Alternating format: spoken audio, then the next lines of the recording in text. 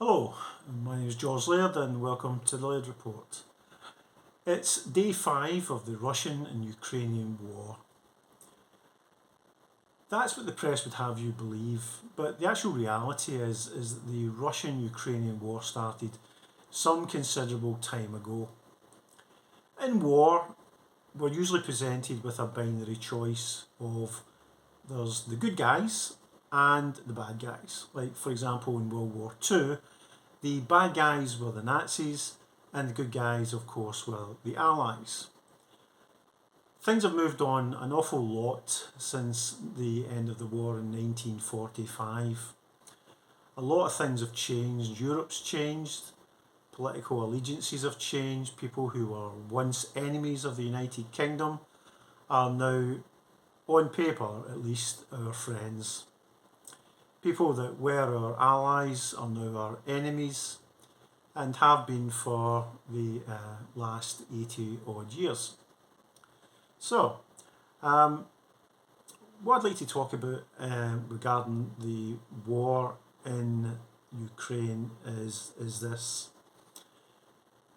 At the end of the day, and it's probably going to be an unpopular view by many, is that the Russians actually do have a legitimate gripe. And that is unfortunately the case. If someone turned up at your door and they were armed with weapons and they threatened to kill you or injure you with those weapons, if you did something which they didn't like, how would you feel about it? Well, I think most people would say that they wouldn't want someone right up at their front door, armed to the teeth with weapons. With NATO having advanced eastwards, what they have done is created a problem. And that problem, unfortunately, is not going to go away. The problem is that NATO wants to put missiles onto former Soviet states. This means that the time it takes for a missile to travel to anywhere in Russia, for example Moscow, could be in effect under 10 minutes. Some of the other more high capacity missiles could make it to the Russian capital, they reckon, between 4 to 5 minutes. If you remember the war with Iraq, we were told that Britain was under threat because a missile could reach us in approximately 45 minutes. And that, along with some other nonsense, was one of the reasons why this country, the United Kingdom, went to war with Iraq. That was basically a lie. The whole Iraqi war thing was about regime change, and that is what has been going on with the West for a number of years.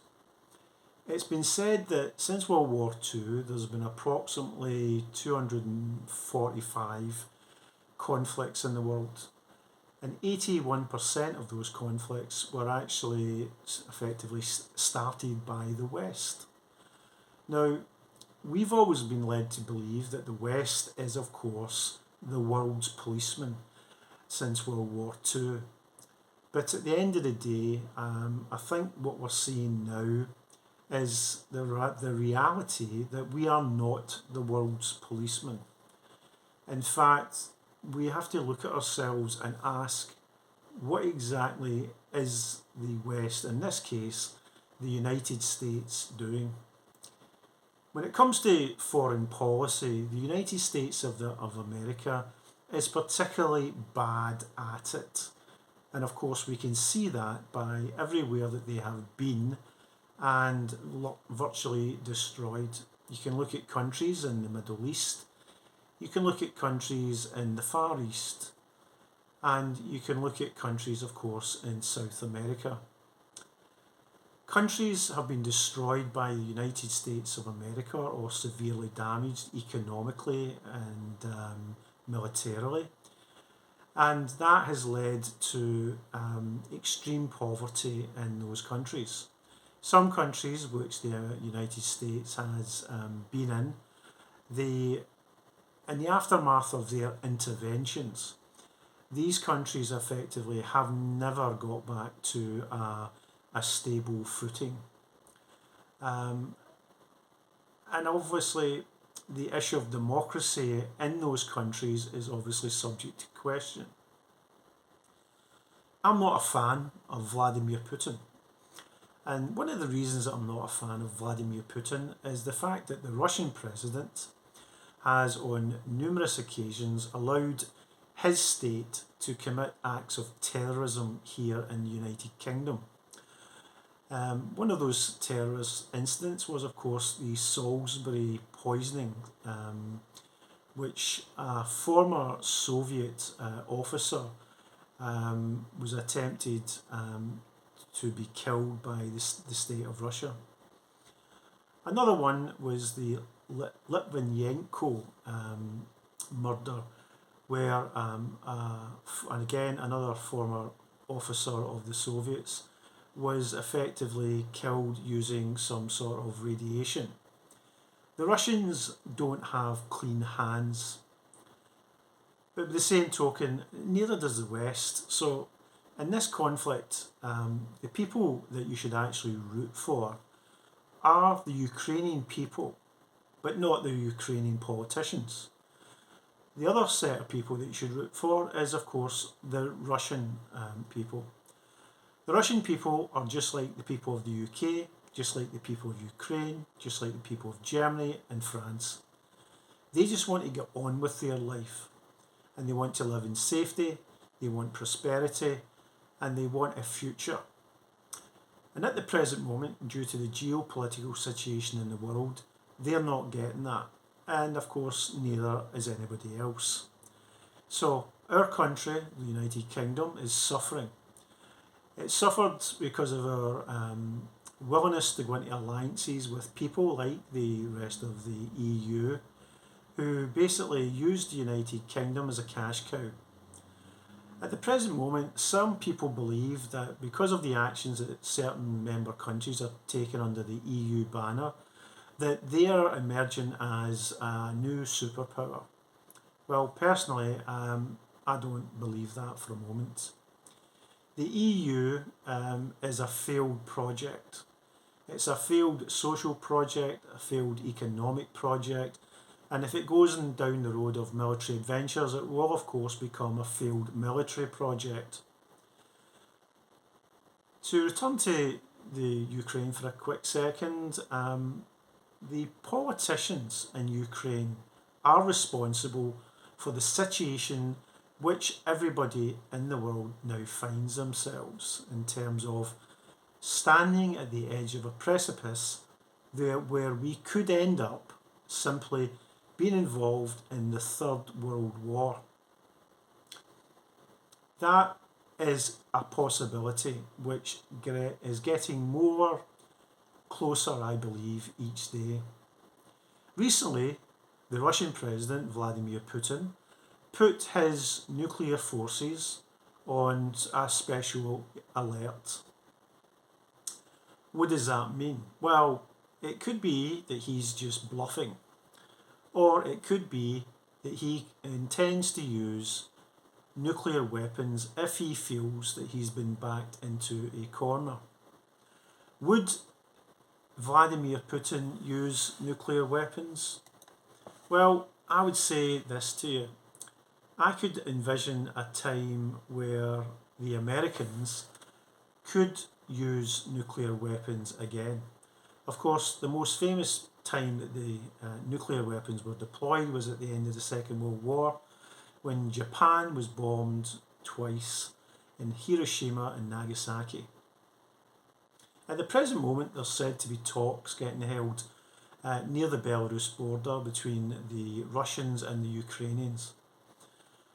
I don't know if that will just be a simple restatement of previous stated positions by the Russians and of course by the Ukrainians. But one thing is certain, that if peace talks break down again, then the war will of course escalate. Russia will move in more and more of its armed forces to take the country by force. Of course, the Russians can take the country by force due to superior numbers, technology, and weaponry. But at the end of the day, I believe that the Russians don't wish to destroy the infrastructure of the Ukraine. I don't see that as their end game, but they do want regime change. And if you've heard the phrase regime change before, then you'll notice that it refers to what the West has been doing for absolutely decades. I hope the Russian Belarus peace conference, I sincerely hope that that does work. But at the present moment, I think the odds are we could end up with another failure. And of course, if it does fail, then the Russians are simply going to march straight into Kiev. Yes, the Ukrainians will put up a very tough fight. Nobody likes to see their country being taken over. But if you get involved in a fight, then you want to make sure that you are fighting for the right reasons. And at the present moment, do the Ukrainian people know exactly what the Ukrainian politicians have been doing in their name? I don't necessarily think so. And I think when history becomes to be written about this time, people will remember that the war in Ukraine didn't start 5 days ago. It started a long, long time ago. I don't think that we're going to have a peaceful resolution. I just don't see that as being on the cards. Recently I watched a speech by Vladimir Putin, and he was talking about why he has taken the actions that he did. Of course, the content of the speech will be analysed by people in the West, but what struck me was the demeanour of Vladimir Putin. He wasn't angry, he wasn't ranting, he was very, very calm, he was very matter of fact. In fact, to me, he sounded someone who was stating the position to the Russian people about why, if push comes to shove, he will be continuing with the war in the Ukraine. So, at the end of the day, who does this benefit? Well, sadly, this is going to benefit no one. And I think at the end of the day, we're going to see a war that could end up in a very nasty stalemate, which is going to end up possibly making the Ukraine a bit like Lebanon, where perpetual war continues for year in and year out. I don't think anybody is interested in that, and I sincerely hope that the Ukrainian politicians wise up. And as well as that, I do hope that the Russian politicians have a moment of pause. Thank you very much for watching. This is George Laird for the Laird Report, and I'd like to thank you for taking the time to listen to my broadcast.